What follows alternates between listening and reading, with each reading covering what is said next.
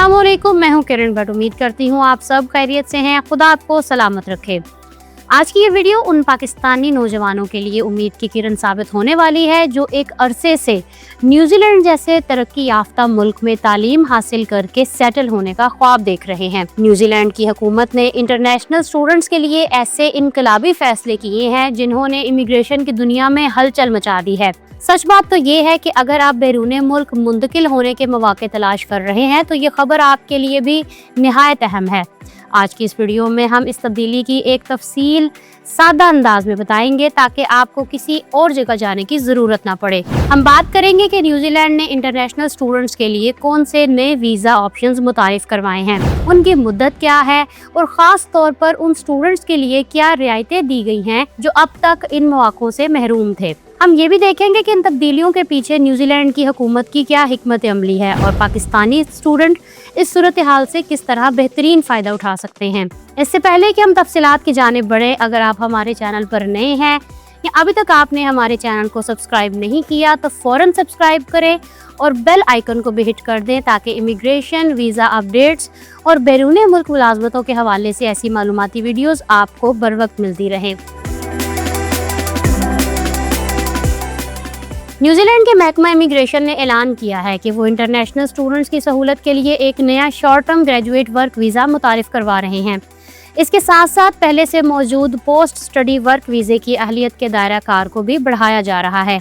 ये तब्दीलियां महज कागजों तक महदूद नहीं रहेंगी बल्कि इनका बराह रास्त असर उन हज़ारों स्टूडेंट्स पर पड़ेगा जो वहां डिप्लोमा या डिग्री मुकम्मल करने के बाद काम तलाश करने में मुश्किलात का सामना करते थे। ये ऐलान इसलिए भी अहम है क्योंकि ये वाज़े करता है कि न्यूजीलैंड अब इंटरनेशनल स्टूडेंट को सिर्फ रेवेन्यू का जरिया नहीं समझ रहा बल्कि इन्हें अपनी मईशत का एक अहम हिस्सा बनाने के लिए तैयार है और इसीलिए 2026 के आखिर से इन नई पॉलिसियों का निफाज शुरू हो जाएगा जो स्टूडेंट्स के लिए वर्क राइट्स के नए दरवाजे खोल देगी। अब इन नए वीज़ा ऑप्शंस का तफसील के साथ जायजा लेते हैं।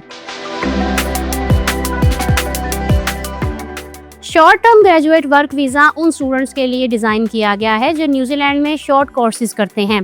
ये वीज़ा उन तमाम इंटरनेशनल ग्रेजुएट्स को 6 माह तक न्यूजीलैंड में क़याम करने और किसी भी शोबे में काम करने की इजाज़त देगा। इसका बुनियादी मकसद ये है कि इन्हें तालीम मुकम्मल करने के बाद इतना वक्त मिल सके कि वो अपनी फील्ड में कोई मुस्तकिल मुलाजमत तलाश कर सकें। इस वीज़े की सबसे बड़ी खासियत ये है कि ये ओपन वर्क राइट्स के साथ आता है, यानी आप पर किसी खास एम्प्लॉयर या कंपनी के साथ काम करने की पाबंदी नहीं होगी बल्कि आप अपनी मर्जी से कहीं भी काम शुरू कर सकते हैं। इस वीज़े के हसूल के लिए कुछ शराइत भी रखी गई हैं जिनका जानना आपके लिए बहुत ज़रूरी है। मसलन दरख्वास्त गुजार ने न्यूजीलैंड के क्वालिफिकेशन फ्रेमवर्क यानी NGQCF के लेवल 5 से 7 तक की कोई ऐसी डिग्री या डिप्लोमा हासिल किया हो जिसके लिए कम से कम 24 हफ्तों के फुल टाइम तालीम न्यूजीलैंड में रहकर हासिल की गई हो। यहाँ ये बात ज़हन नशीन कर लें कि इंग्लिश लैंग्वेज कोर्सेज या फाउंडेशन कोर्सेज करने वाले स्टूडेंट्स इस वीज़े के अहल नहीं होंगे। ये सिर्फ उन लोगों के लिए है जिन्होंने प्रोफेशनल कोर्सेज मुकम्मल किए होंगे।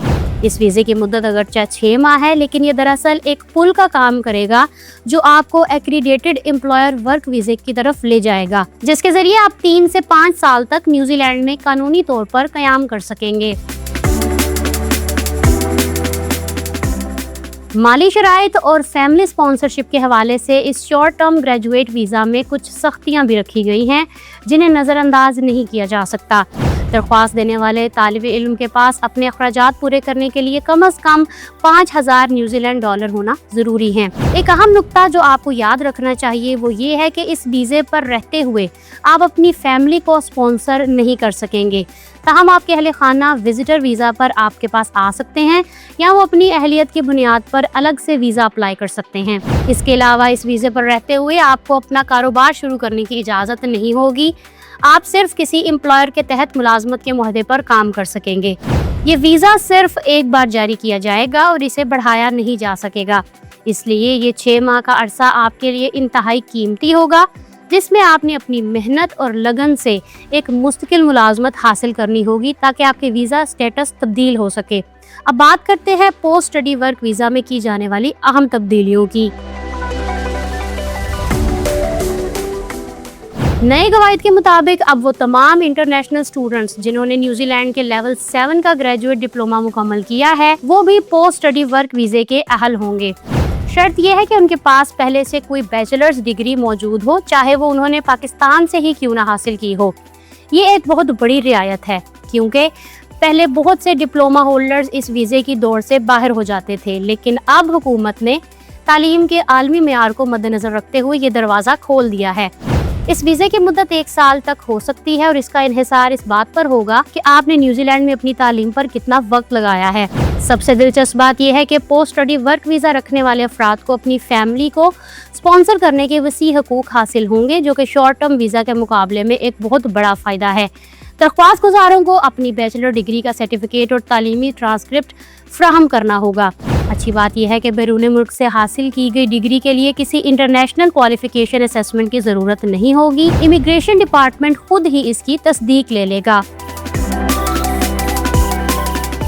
पाकिस्तानी स्टूडेंट्स के लिए तब्दीलियां एक सुनहरी मौका साबित हो सकती हैं, खास तौर पर उन लोगों के लिए जो पाकिस्तान में बैचलर डिग्री मुकम्मल कर चुके हैं और अब बैरून मुल्क आला तालीम के साथ साथ काम का तजर्बा भी हासिल करना चाहते हैं। अब आपको सिर्फ बड़ी डिग्रियों के पीछे भागने की ज़रूरत नहीं, बल्कि अगर आप कोई मेयारी डिप्लोमा भी कर लेते हैं तो आपके पास वहाँ मुस्तकिल क़याम की राह हमवार हो जाएगी।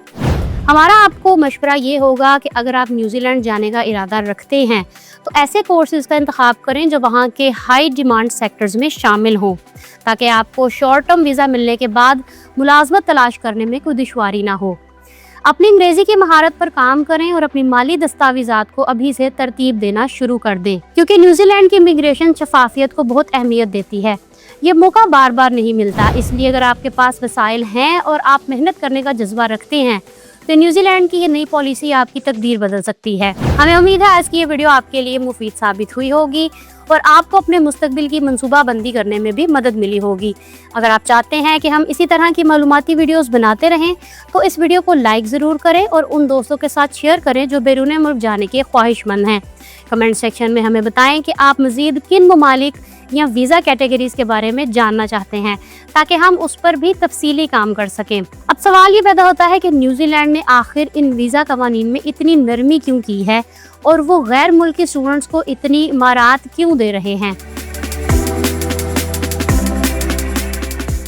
इसकी सबसे बड़ी वजह वहाँ की मईशत में हुनरमंद अफरादी कुव्वत की शदीद तलब है। न्यूजीलैंड इस वक्त एक ऐसी सूरत हाल से गुजर रहा है जहाँ बहुत से अहम शोबों में काम करने वाले लोगों की कमी है। हुकूमत ये समझती है कि जो स्टूडेंट उनके मुल्क में तालीम हासिल कर रहे हैं उनकी सकाफत और काम के तरीके से पहले ही वाकिफ हो चुके होते हैं, इसलिए इन्हें मुल्क से बाहर भेजने की बजाय अगर वही नौकरी दे दी जाए तो ये मईशत के लिए ज़्यादा फ़ायदेमंद होगा। इसके अलावा आलमी सतह पर ऑस्ट्रेलिया, कनाडा और बरतानिया जैसे ममालिक के साथ मुकाबले में रहने के लिए भी ये ज़रूरी था कि न्यूजीलैंड अपनी इमिग्रेशन पॉलिसी को पुरकशिश बनाए, ताकि दुनिया भर से ज़हीन स्टूडेंट्स वहाँ का रुख करें। तालीम की सनत न्यूजीलैंड के लिए ज़र मुबादला का एक बड़ा ज़रिया है, और जब स्टूडेंट्स को ये यकीन होगा कि तालीम के बाद इन्हें वहाँ काम करने और सेटल होने का मौका मिलेगा तो वो ज़्यादा जोश व खरोश के साथ न्यूजीलैंड का इंतखाब करेंगे। अगर आप देखना चाहते हैं कि कनाडा ने पाकिस्तान में वीज़ा फ्रॉड अलर्ट क्यों जारी किया है तो यहाँ क्लिक करें, और यहाँ क्लिक करके आप जान सकते हैं कि फ्रांस का नया डिजिटल वीज़ा सिस्टम कैसे काम करेगा और अब आपको वीज़ा कैसे मिलेगा। मेरे चैनल को सब्सक्राइब करना मत भूलिएगा। अपना बहुत सा ख्याल रखिएगा। किरण भट्ट को इजाज़त दें। अल्लाह हाफिज़।